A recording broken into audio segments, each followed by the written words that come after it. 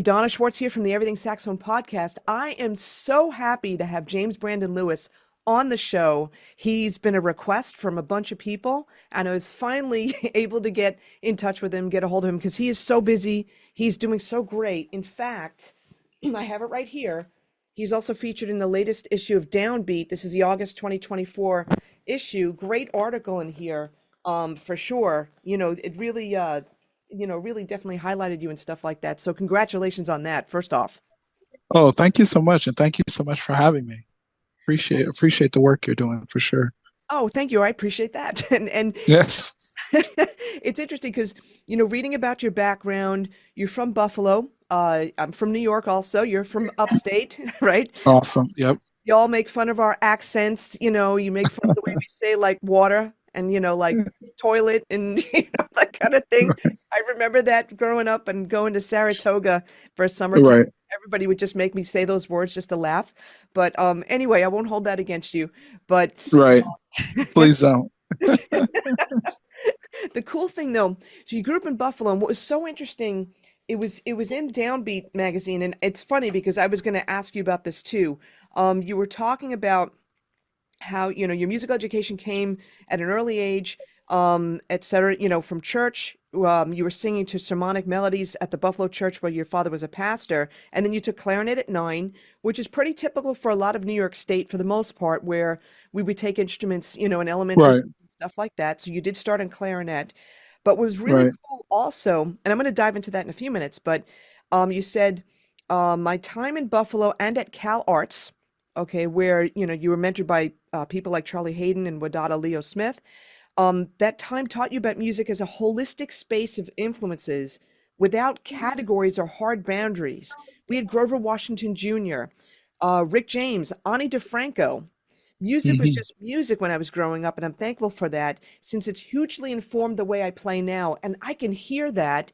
I thought that was so Hmm. interesting, especially I always reference Ani DeFranco to a lot of people. And I Right. do that because she really transformed how artists can promote themselves and not be Exactly. tied to a label. Exactly. I'm pretty sure she was one of the first women to have her own record label, independent record label in the 90s. And you know, I think I haven't lived in Buffalo in over 20 years, but I think the thing that has always stuck with me is the diversity of music, and then always thinking about people from home, and she is still involved. She actually still has a venue in Buffalo. That's cool. Um and so yeah, I've never met her, but it would be cool if I was able to. That would be a really cool collaboration. And let me say why. Like in listening to a lot of your music, over the past few days and stuff, it's you're like she's a storyteller, right? She's a songwriter, singer-songwriter. You're doing the Right. same thing on the saxophone, especially I'm going to jump into another quote that I read from Okay. your site bio, and it's this. Let's see. Okay. He thought about the moments when he felt most alive. That's being you, okay? Right. And they shared a trait. They were not cerebral exercises in high concept heaviness. They happened when he was loose, meaning you when you were loose in the moment, running on pure visceral instinct. You wrote, I come Mhm. from a generation that went to school to learn music. That's me too. And Right. let's see.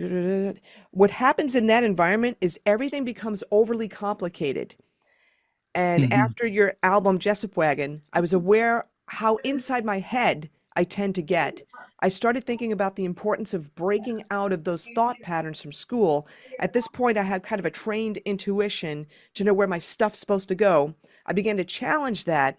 And the more I did, the more I became obsessed with the basics. So this is a perfect lead into, your start in Buffalo. You started on clarinet, the basics. Can we Right. talk about that? And that's going to kind of get into like this quote in a sense. Yeah, for sure.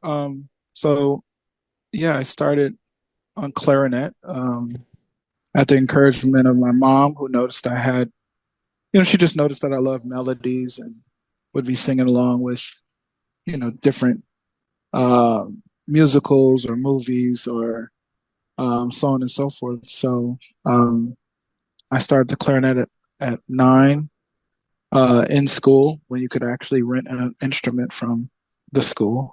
And then her initial intent was that because my mom was a math and science teacher and social studies, Wow. she didn't want to end up teaching me. So her plan was for me to learn an instrument and then be able to audition for Buffalo Academy for the Visual and Performing Arts, which starts from 5th grade to Okay. 12th.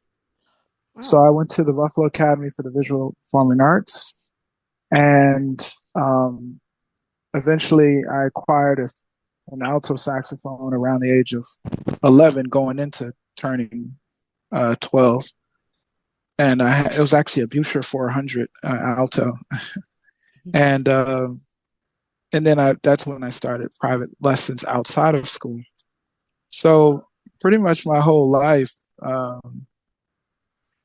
spent a lot of time learning, being trained in school, and eventually I went to Howard University. Got to work with this amazing school started by the jazz program in Howard was started by Donald Byrd. Oh, wow. So Okay. that whole experience was Thad Jones, Mel Lewis, Charlie Parker's God type vibes, which was great. I needed that discipline coming from Buffalo. Just the, you can be comfortable where you're from, and so I didn't want to be comfortable anymore, and decided to attend Howard. And that was an amazing experience. Every semester every year we would have a spring concert and accompany different musicians like Buck Hill, Charles Tolliver, uh, uh, uh, so many amazing Jerry Allen, Wallace Roney, Benny Golson. So we would accompany them, and then that was actually my first experiences touring. I went to Japan with the Howard University Jazz Ensemble in 2005.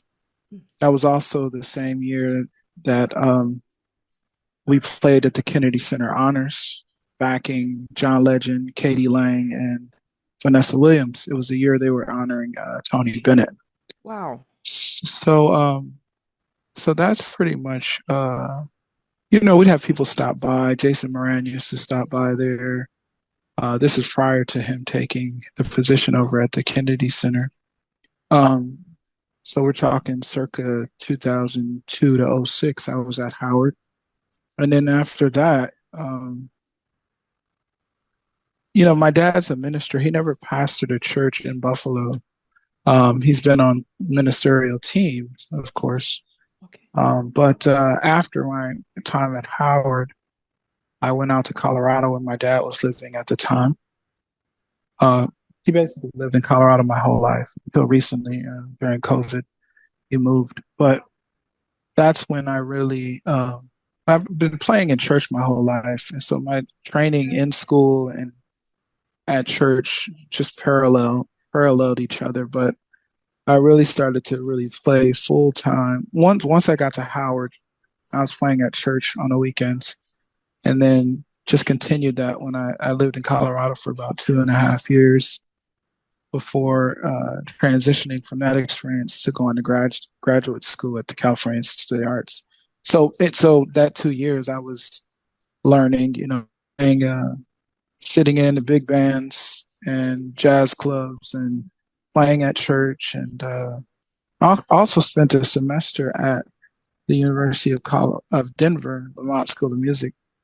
But I decided to actually start all over at Cal Arts because I felt like the program was catered more to where I was at mentally in my development of wanting to branch out and learn the parallel, as I call it, the parallel continuum of music on the fringes with Charlie Hayden and Wadada. And Joe LaBarbera is actually their last drummer to play with Bill Evans. Alfonso Johnson, bassist, who played in Weather Report. So it was really great. It's a really great experience. Can you elaborate a little bit more? I'm not familiar with the parallel continuum. I just mean that, a lot of times when we're talking about jazz history, there's a lot of people that are left out of the conversation. Like in my development, specifically when I was at Howard. Sorry, my background is all of a sudden super loud. It's just crazy. I can hear But you fine. can you still hear me? Yeah, I can hear Okay, you fine. so when I say parallel continuum, I mean that like when I went to school, the curriculum never really focused on people like Sun Ra or Ornette Coleman or Albert Eiler. That's true. And so that's what I mean, that there was a parallel history going on that isn't always talked about, that is a part of a continuum. The music of jazz has many children, you know. And so, and that's what I mean by that, is that when I got to Cal Arts, interacting with Charlie Hayden, and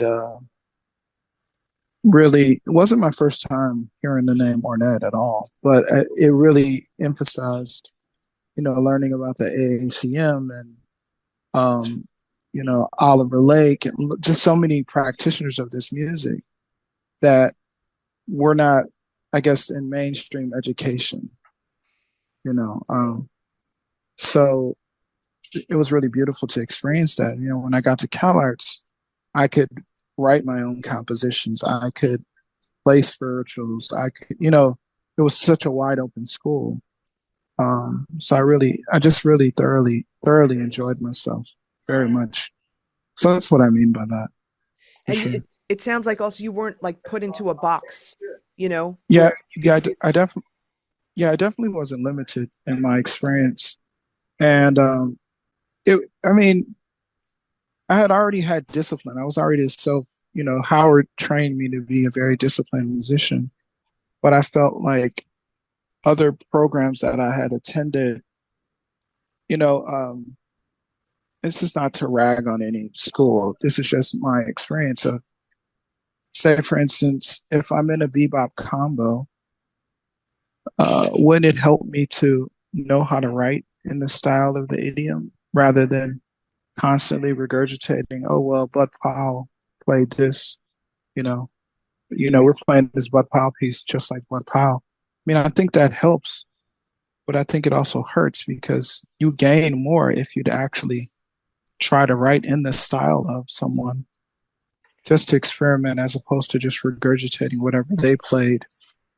So I got annoyed with that kind of thing. So by the time I showed up to California Center of the Arts, it was open season on everything. I mean, of course, and then you've actually played with the professors. Like we played with Charlie Hayden in class. I played with Joe LaBarbera in his ensemble when he would bring Buddy Collette music in. And so I wasn't lacking in the repertoire part of the situation, but I could also, you were allowed to bring compositions and allowed to express your influences and bring your personality. It wasn't shunned on, that you actually has something to say, and it's funny because I think a lot of times when we're talking about uh, jazz, it's like when you're a child and you're in front of your parents and you're expressing yourself, and then they say, "Oh well, you haven't lived long enough." That's true, but at the same time, I think we all have something to say, a little bit, and it's not to be extreme. As soon as you say, "Well, I think I have my own voice," then someone says, "Oh well, what are you trying to be, an innovator?" And they start with all the cliches that have nothing to do with what I'm talking. yeah, We don't have to be extreme. It's like musicians wanting a fair wage, and then someone says, "Well, what are you trying to be, rich? You should have went into a different field." That's that's extreme. We're not talking about that at all. yeah, We're just talking about a fair wage, yeah. And so I think that, like, for me, I think I developed my own philosophy in this regard of just let me have 5% of allow me 5% in the grand scheme of letting me say something. You can have the other 95. And the other 95 is the naysayers who, oh, who want you to always succumb to nostalgia. Well, Coltrane it's like, right, well, there's only one Coltrane. Yeah.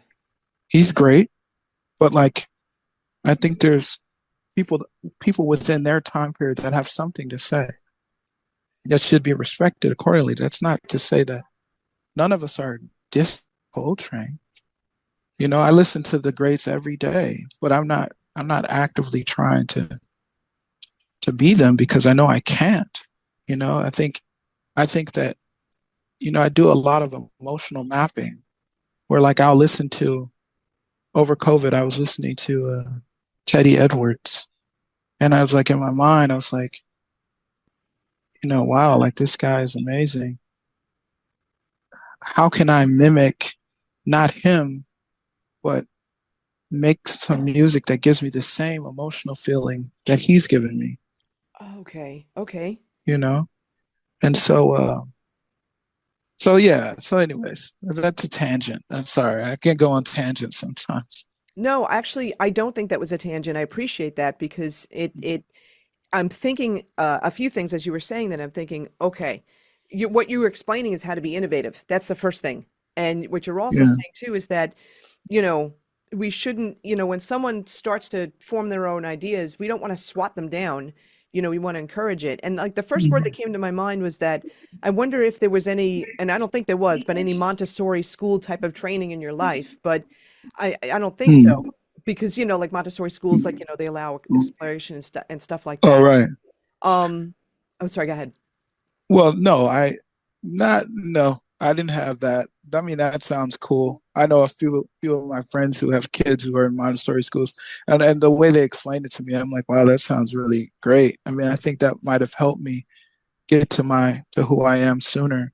Um, but yeah, it's somehow it it's kind of interesting. Like for instance, uh, when we're thinking about, like, say we're thinking about uh, the whole idea of 1, 2, 3, 5 pattern, for instance. Well, okay, cool. We might have heard Coltrane do that, or I even heard Coleman Hawkins do that, like one of those later '60s recordings. And so it's not even about, like, once you learn that, cool. But then, like, why don't you ask yourself, okay, well, what is my numerical combination that really gets me going, as opposed to only learning that, And so I think one of the greatest compositional classes I ever had, the gentleman by the name of Eric Gunnison, who played with Carmen McRae. He teaches or was teaching at the University of Denver Lamont School of Music. Is that he would have us study compositions, and then have us write. Okay, now what is your version of that? Oh, What? cool. How are you? Like, so we would take a tune like. Okay, yeah, like, so he had us study giant steps, for instance. And I mean, it's like, I think, I don't that's a piece that I don't think people will ever get tired of talking about. But anyways, for the sake of this conversation, uh he'd have us study, and then, like, so we're studying, the movement, the tonic relationships in that piece, and the approaches. But outside of that, he would say, okay, now, the one going to the five or whatever, and whatever the combination you want to come up with. But knowing those relationships, how can you come up with your own version of that? Not mimicking that, but coming up with, okay, say your piece instead of going 1 to 5, it's going 1 to 7, you know. And then sometimes he would have us study Wayne Shorter pieces where you think some of the movement doesn't make sense. So he would say, okay, come up with a random chord progression that doesn't make sense, and then put a melody on it. Create your own voice leading where those chords actually do make sense, but not in, like, such a traditional kind of way. So I think at least that's my approach, is that I just try to, like, I try to respect the music in terms of, but I don't let the music like restrict me, and police me. And, I think that that's unfortunate part of going to school, because you end up, once you figure out that you can tell your own stories, you've kind of already caved into how many people have told you can't do anything yet. So there's this whole waiting game, and a lot of us are in debt because of the stuff we learned in school. So why not be in debt to yourself and actually figure out who you are after that's over with, after that experience is over with? I think it's okay. I think you've earned enough debt to now be able to.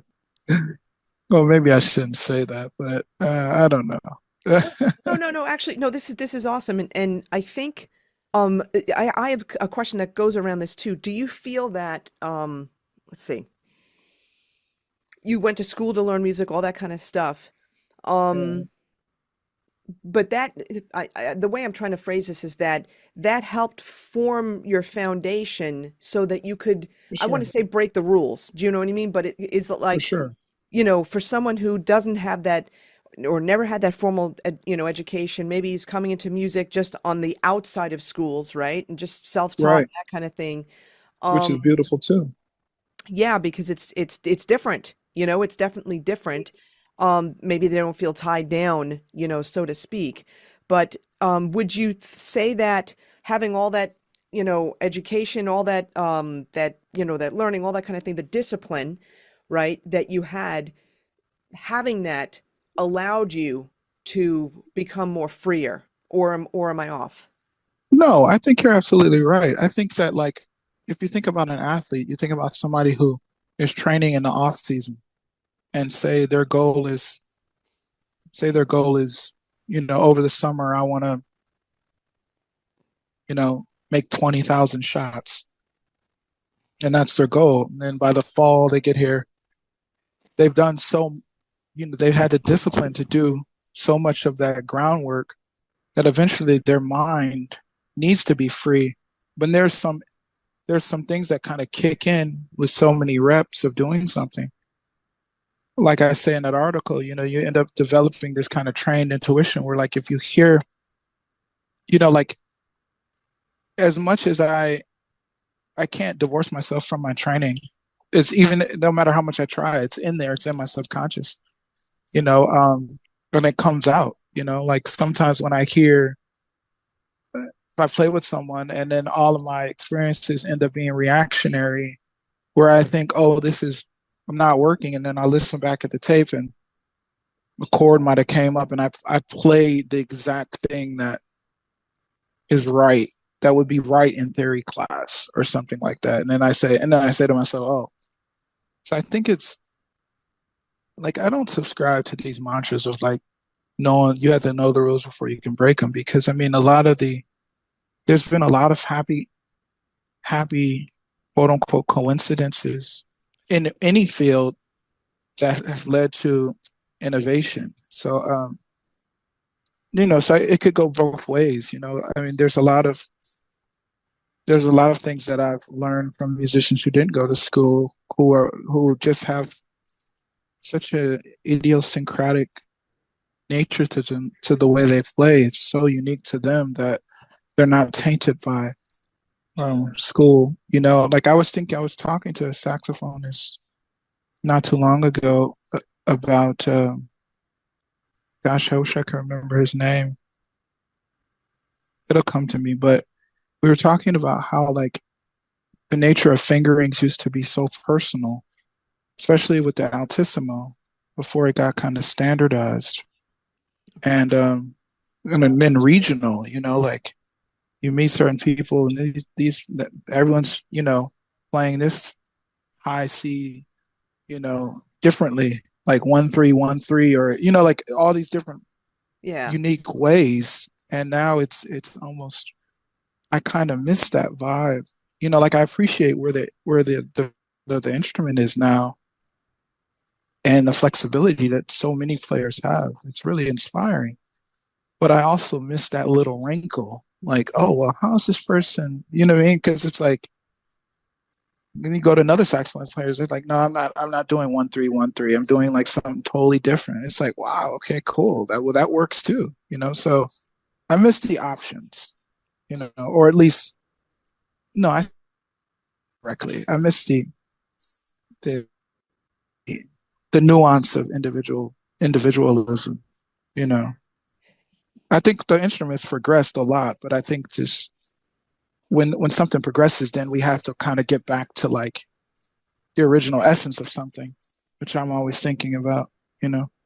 Okay, individualism, and I was just Yeah, yeah, and I was just thinking, what you were just saying too, like how each region has its own quirks and, its own style, and you listen to the players from each region, and yeah, you could hear those types of things. It actually, yeah, it actually is really cool. I think about people coming out of New Orleans, when yeah. you say that, especially the type of music that's coming out of New Orleans, that's been always coming out of New Orleans. It's just really, really cool.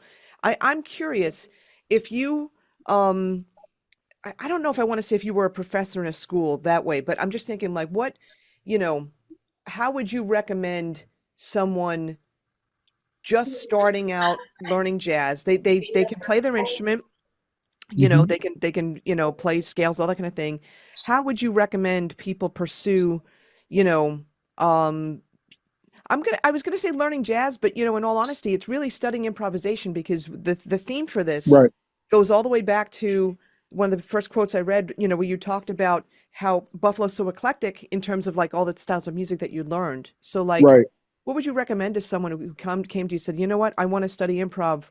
I've not studied it before. What do I do? You know, I did some teaching over COVID, and a lot of it was like very philosophical. I don't know if I'm the guy to go to if you want to learn scales. Not that I haven't gone over scales in my life. It's clearly in my plan, but um, Could you put the mic listen. closer to? Yeah, Thanks. I would just tell to listen to as much music as possible, you know, in any genre, and then just really, you know, I think certain things that have helped me is writing your own compositions, but treating the composition like an etude where, you know, there's a goal, there's a problem to solve within the etude. You know, if you're trying to get something in your playing, I would say the best bet is to start writing different strong melodic fragments, you know, collect different different cells of information, and then record yourself also freely improvising. So you have the discipline of sitting down, say you're learning a phrase, and you put it in all keys and all root movements. And you go through that, put the metronome on at 40, and you go through that, you know, and pick a number of times of execution, you know, which basically means before you decide to move on, um, you know, you like, I don't know, say your number is 3, so you execute the passage or whatever you're trying to learn 3 times before you move on to the next. And then after you do that very disciplined, rigid approach, then put the recording on. You know, record yourself kind of loosely thinking about the phrase and improvising with just that phrase. Um, you know, don't be so rigid. Allow some lucid. You know, it's almost like what the surrealists used to do in the 20s, is they would have this practice where they felt like if you wrote as fast as you could, was not thinking so much, um, to then be able to, because they felt like you were unearthing some parts of your subconscious to get to the essence of what you were really wanting to write about. So then you're like pretty much on like this automatic writing, or like what the poetry people would free verse, you know, but you're doing that with your instrument and recording. And so then you're recording, and then you go back and listen to the recordings, and then like you listen and say, oh, that's a nice fragment. And then you take that, and so then it just snowballs where like if you did that for like, I don't know, if you did that for, say you just learned a cell, if you learn, there's 52 weeks in a year, you learned a cell every week in all keys and all root movements, and then add rhythmic variations to it. You'd have 52 new things you had to say, and then that would just build up over time. So I think that, you know, but I also went through a progression of transcribing too especially when I was in my teens, just finding something you like. And sometimes it doesn't even have to be the whole solo. It could just be a fragment. It doesn't have to, like, if you think about like Billie Holiday, she did so much with so little. So what did she have? Like an octave range, something like that. And she was amazing at just articulating that. So I don't think it's about a bunch of stuff. I think it's just working with the least of things and then figuring out how to communicate with that, you know? So yeah, that's what I would say, I guess.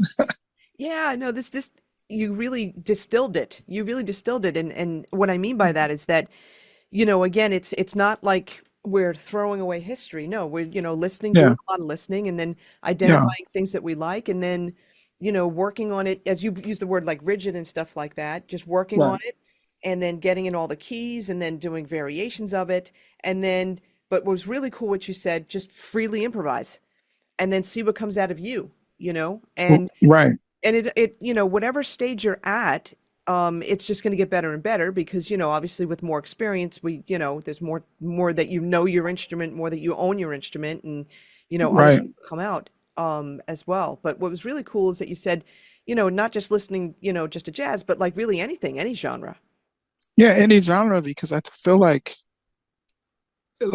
I love as much as it's in or out or whatever these categories are. Like I love a strong melody because it sticks with you.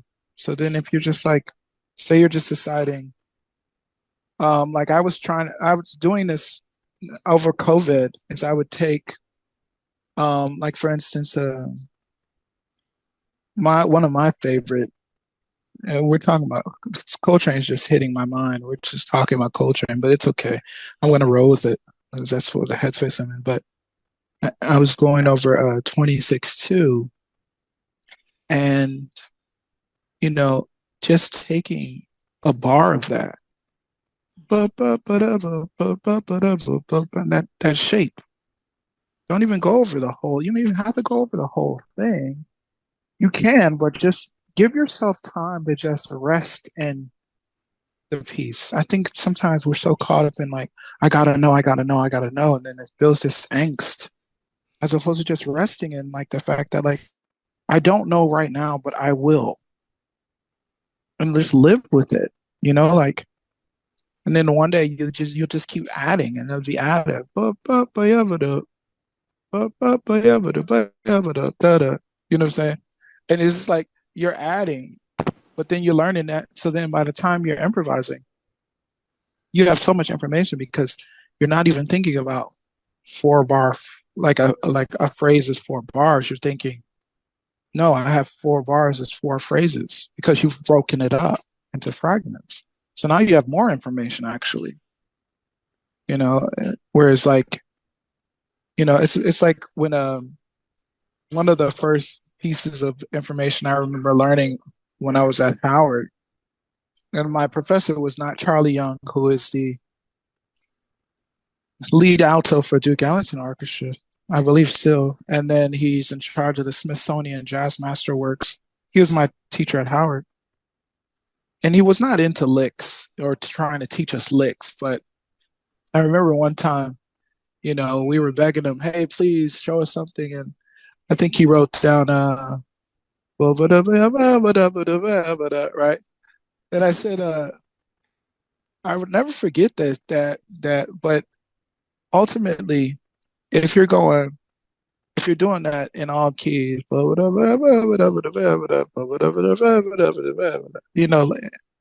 why not go, what I'm saying? Like just placing it and then like just taking a little piece of that that little germ of idea to then, you know, to then build on. I mean, that's the beautiful thing that I love about Sonny Rollins is that you could take that guy is a motivic genius. You Yeah. could take any rhythmically, he's giving you so many little cells of information that like, so anyways, I'm going on a tangent, but whatever. No, no, no, no. So you were no, you were saying that, the teacher gave you a pattern, so to speak, right? Right, He's not into licks, right? But then he succumbed. right, He said, "Okay, here's a lick." And then right. I'm just curious, did everybody was like, "Okay, wait, let me learn this, right? Let me learn this in all 12 keys." And, Yeah. okay, I now mean, we what's were next? all excited because like when you're I mean, you know how it feels when you're just excited to learn information. And so everybody was like, oh, yeah, this is cool.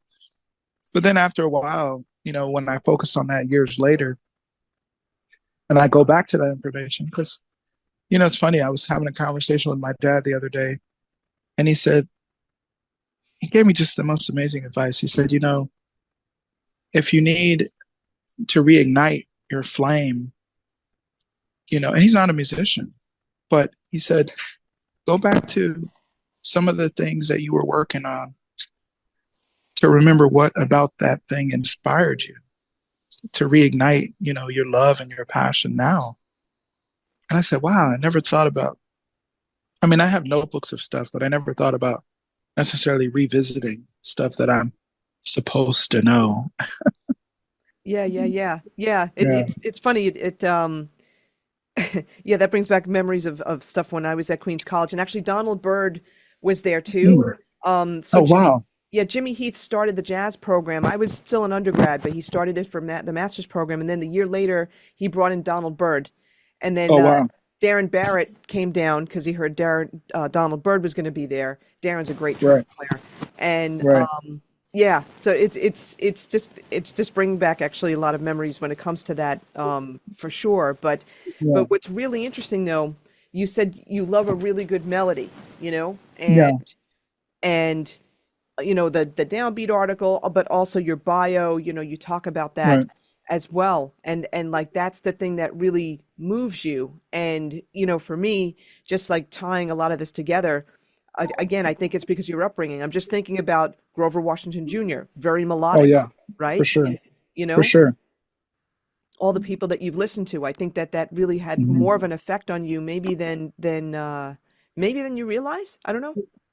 You know what? I do think, I definitely think it has definitely effect on me because, there was a point where there was a time when I was telling some people, this was some years ago, I was like, well, I don't know if I could ever write the most complicated music. And I was kind of down on myself because sometimes when you listen to,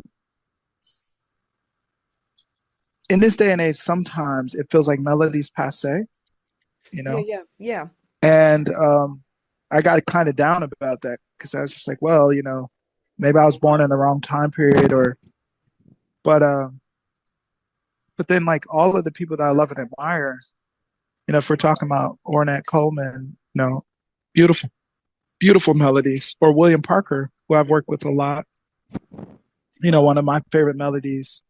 Well, he has a bunch, but one of my favorite melodies of his is Cornmeal Dance.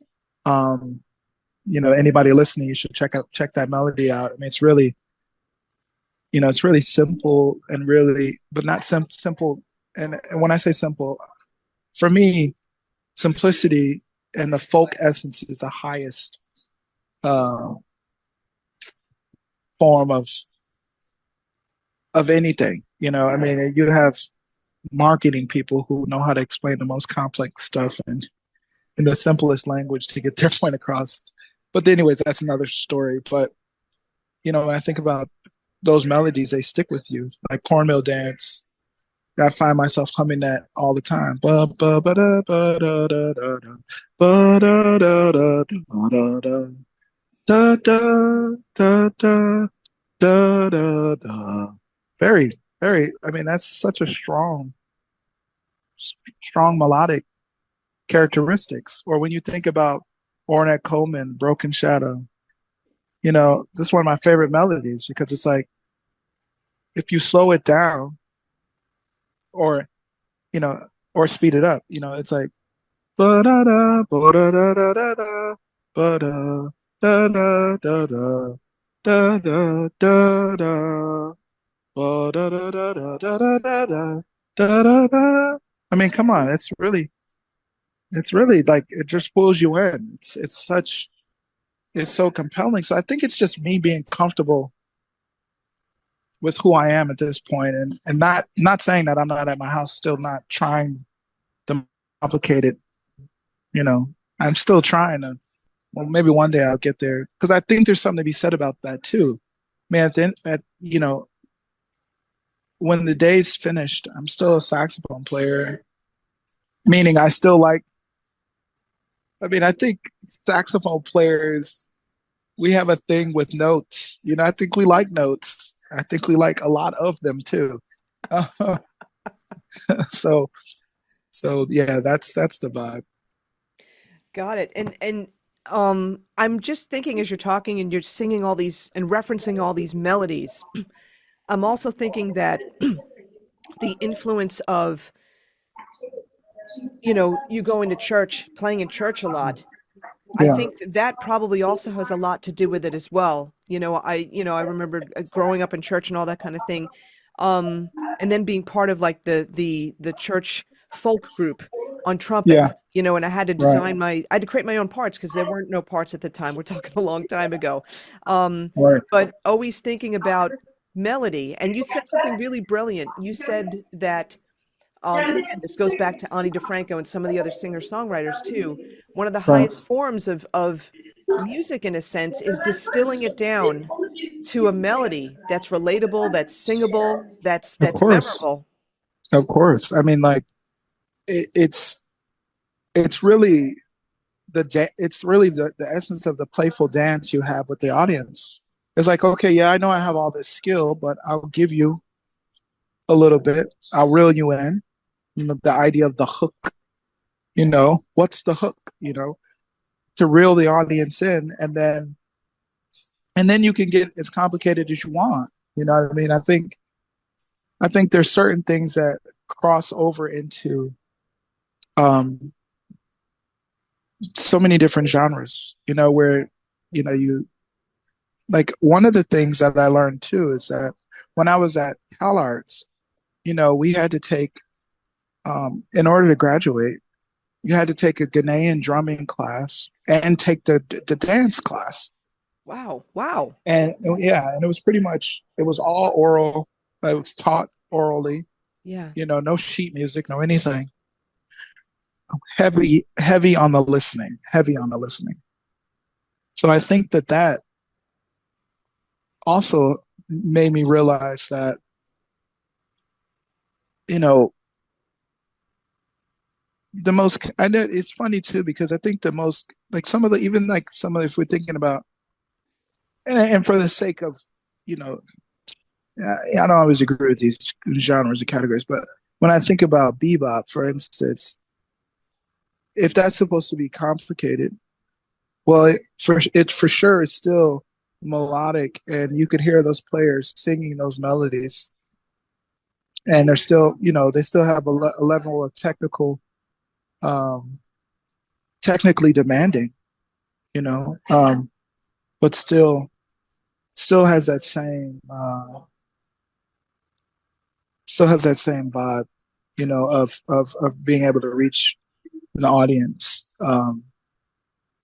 Yeah, so I definitely think it has to do. I don't know. I think I've always just been attracted to melody, and as much as I sometimes create exercises to go against all of that, it still shows up in my playing. I can't help it. At this point, I can't. Yeah, I can't help it. You know. So Yeah, no, definitely. I mean, for even just the little amount that I was listening to, that really struck me. How and it's interesting. I think about as an analogy, I remember taking a statistics class in college, and mhm. statistics can be not fun. It can be Right, complicated, but right. for some stupid reason, I was able to get it, and I was able to explain it to my friends in class, and it Mm, just reminds me of that. You know what I mean? Like so, like listening to your music and stuff like that. where you can have these kind of complicated backgrounds and having like an electrified cello, which is really so cool, Right, right, right? And with different timbres and all that kind of stuff. But I'm hearing melody. And the right, melody is driving you. That's the thing. The melody is right, for driving sure. you for sure. And again, it's from a rich, experience that you have. What's interesting, here's another thought that I also had as well. Yes, I teach a lot of people all over the world and especially in Europe. And what's really fascinating to me is how eclectic Europe is and how right, the styles, the genres are so blended that, it's people would probably call it world music, but I don't even know if you'd even call it that. You know what I mean? Like right, everybody's right, just really exactly, versed in all different styles. exactly. Yeah, I think somehow with the experience of departments and like I don't know, maybe that's I can't say that's everywhere though. Like for instance, I think about music coming out of Chicago or Detroit. Those musicians can play everything. Think about someone like Jerry Allen. She was like amazing at everything, in, out, in between, and same thing with people in Chicago. Um, you know, people like Lester Bowie, playing with Fontella Bass and all of these amazing people, as well as doing like art ensemble stuff. And it's not, It's true. Yeah. so I just think that it just depends on, I don't put a cap on my curiosity. And I think that there are a lot of countries and experiences and places, even here in America, where people are just deciding. I also think the young people have decided. I meet young 20 somethings and below who are just like, we don't even care about genre. We're just trying to play our music. That's I'm a like, curious point. And you know you what? know, You see that especially with I don't want to say the rise of social media. It's more certain platforms on social media. A lot more of the younger generation obviously are more on TikTok, they're more on right, Instagram and all that kind of thing, and right. they're not afraid to Not afraid at all. share their playing, and Right, it's what they're doing. um it's not traditional. You know what I mean? right. It's not traditional. They're Exactly. doing their own thing. They're blending stuff together. Exactly. And I think, and they're using videos and they're really, I mean, there's some positives and negatives. Could you put the mic up? I think there's some positives and some negatives to that as well, though. I think the way they're processing information is helpful. Like you can find any music at the drop of at the drop of a hat. You can find any music, but at the same time, I think when you're seeing it can be intimidating. And then being in the confines of your own home and practicing music, you kind of had the comfort of, I guess, kind of living in your own naivety outside of the recordings. Like you didn't have like a phone to show you like the latest young up and coming who's your age, who's like, a wizard, and you're like, oh wow, I can't do that. I see. So then you never start, you Mm. know.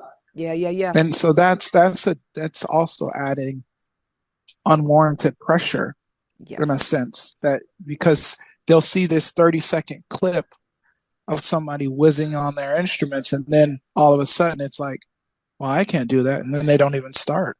So Yeah. that's the unfortunate part about it. At least like there was almost like you had to wait for music to be released. That's right. So then that gave you some time, Do you know. you remember those days? I'm just thinking, Yeah, oh my God. exactly. See, even like with TV shows and stuff like that too, I mean, it's like, Right, if you're not streaming, I stayed away from Netflix and streaming for the longest time. I didn't want to get into right. that trend, and then all of a sudden I got into it. I'm like, oh my God, where was I before like binge watching? It's really bad. Exactly. I think, and I think that COVID made that even worse, because then Yeah. like we're all like addicted to like these shows of yesteryear. But even some new stuff too, and this kind of goes hand in hand with music too. I mean, some of the shows that I was watching, uh, what's this one on Amazon Prime that is profound? The Man in the High Castle, I think it's called.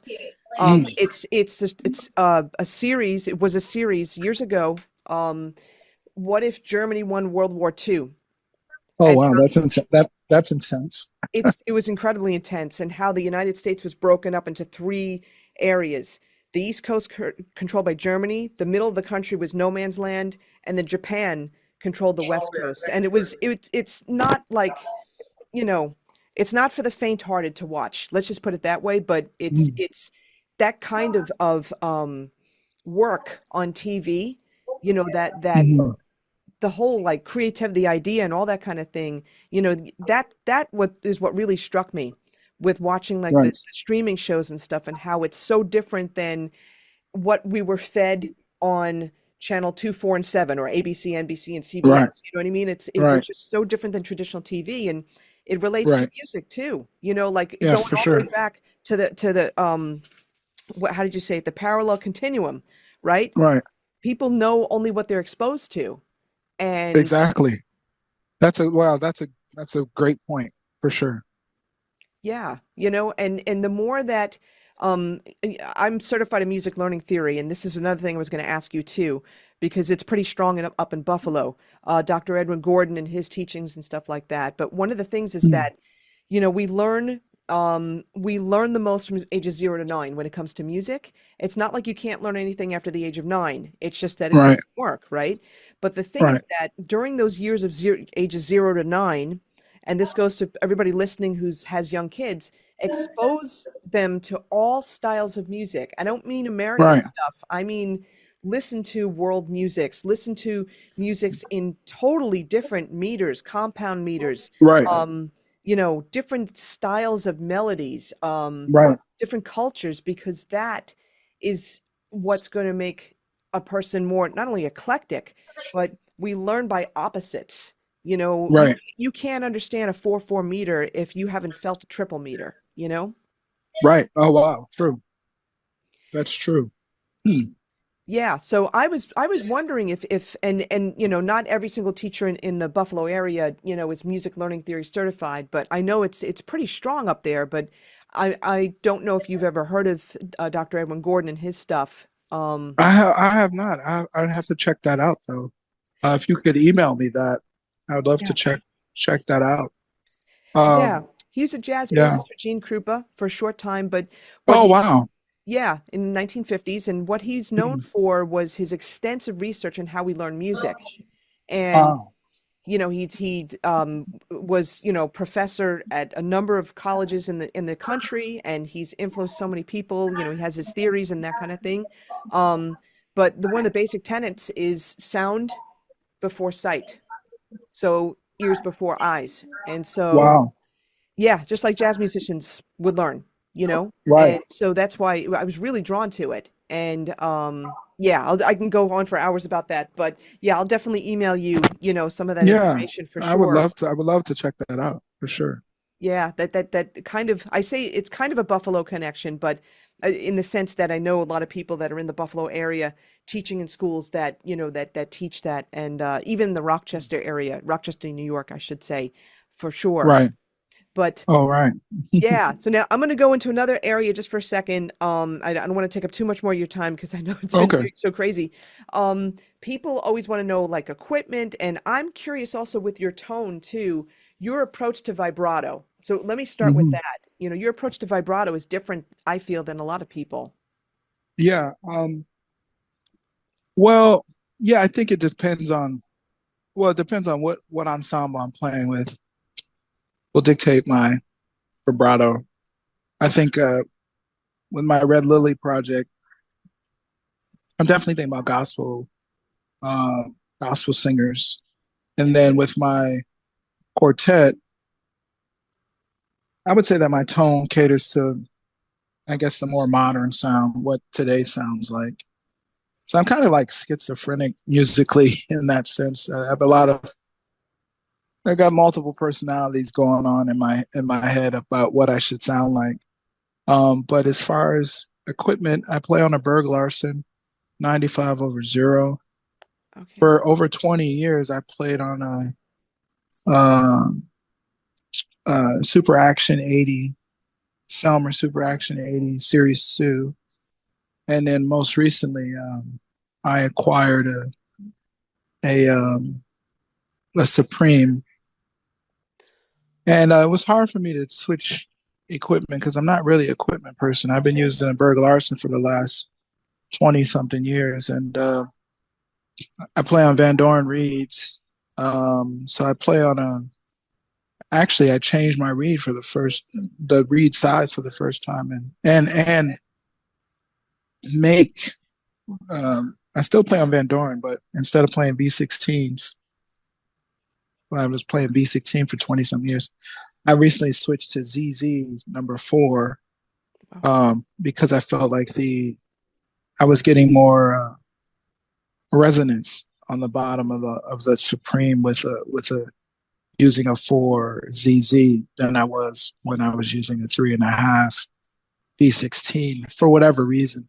If I went back, I still have my Super Action 80. If I went back to that horn, I would only play Van Doren V16s, 3.5 on that horn. So it was really kind of like a learning curve that I figured out that a lot of the tone that you're getting on your instrument.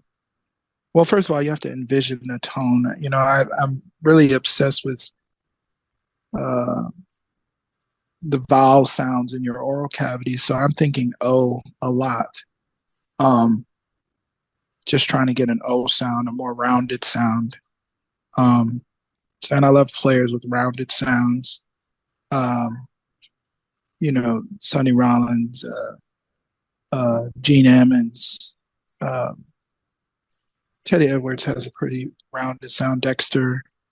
So I'm just thinking about the vowel sounds in my oral cavity, and then doing long tones to think about that. And I feel like, you know, for me, the concept of playing tenor, you know, the low B flat is the center access point.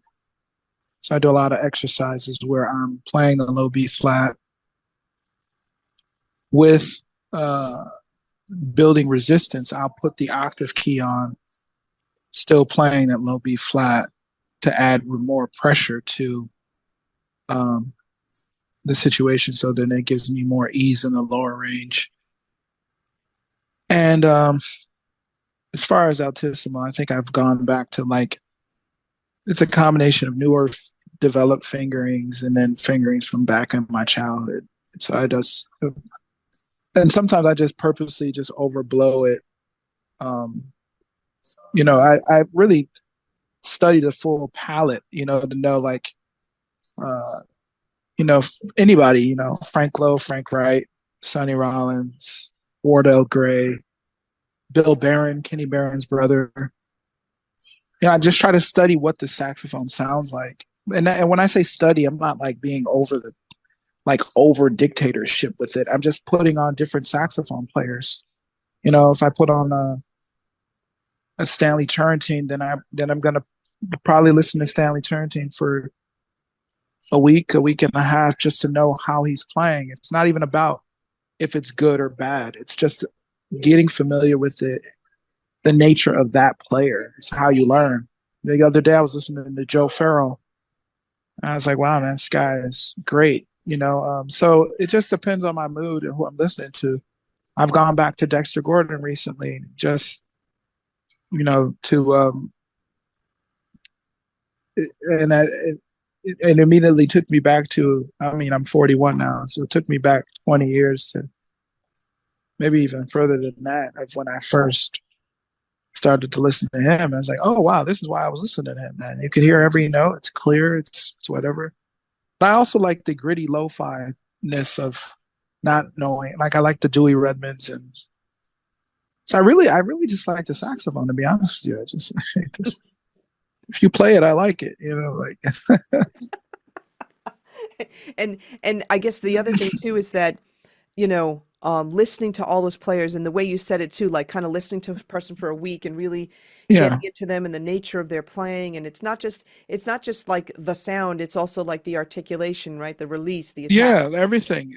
I mean, it's just getting inside their world. I think sometimes we get caught in like, oh, well, I don't like this person. Like I used to do that when I was younger. Oh, I don't like this person. It's like it's not even about that. It's about studying the possibilities of what the instrument can do. Um, in an enjoyable way. I mean, I remember when I was 12, 13 years old, I had this box set called The Art of the Saxophone. It had everybody on there.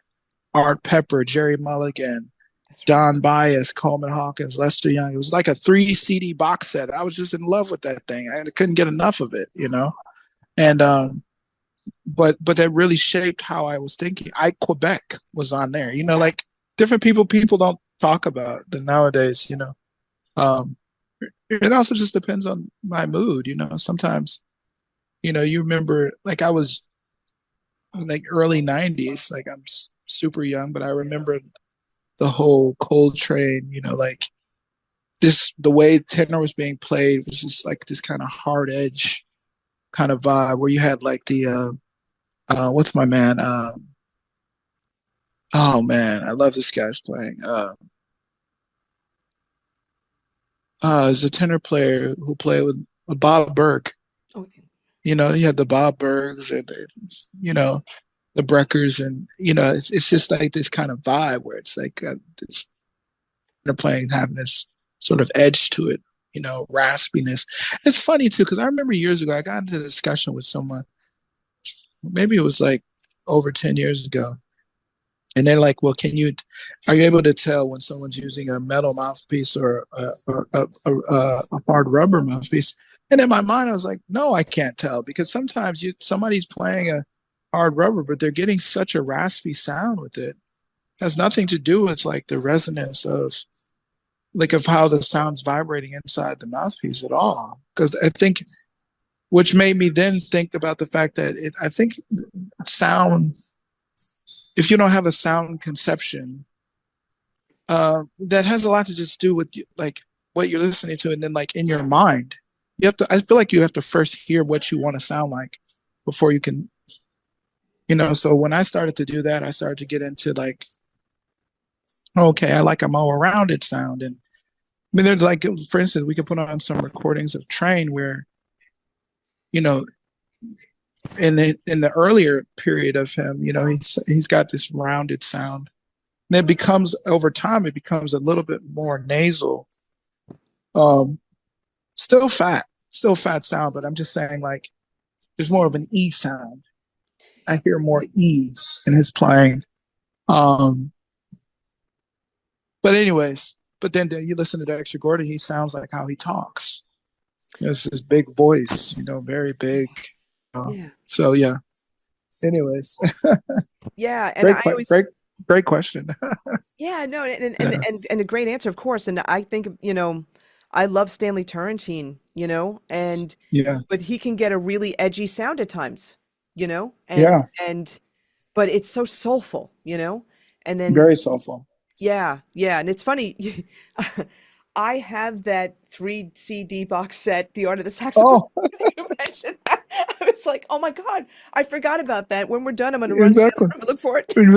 Exactly. Yes, It's a CDs. classic. CDs, exactly. Love CDs. Oh my gosh. Exactly. Exactly. Well, listen, Exactly. before I let you go, a couple of things. Yes. What, you putting out like albums and all that kind of thing, a lot of albums lately. What, what projects are coming up for you in the latter half of 2024? Nothing. Love it. Nothing. I think I've exhausted the possibilities. Yeah, I was on so many records this year, working with Dave Douglas, to Yeah. working with Chet Smith, to working with this Italian pianist Giovanni Guidi, working with the Aesthetics, working with Ava Mendoza, great guitarist. I was on a lot of projects, so nothing is coming out. 2025, I have my a new trio record coming with Chad Taylor and Josh Warner, coming in February, and then late May, I'll have my quartet, another molecular systematic music album coming out, and that's Chad Taylor on drums, Brad Jones on bass, or Juan Ortiz on piano, and that's it. 2025. Look out for some more stuff, and I'm on all the social media stuff. But thank you so much for having me. Oh, thank you. Thank you so much for being here. This was a great conversation. I learned so much, and I know the listeners are going to Oh, learn so much too. thank you so much.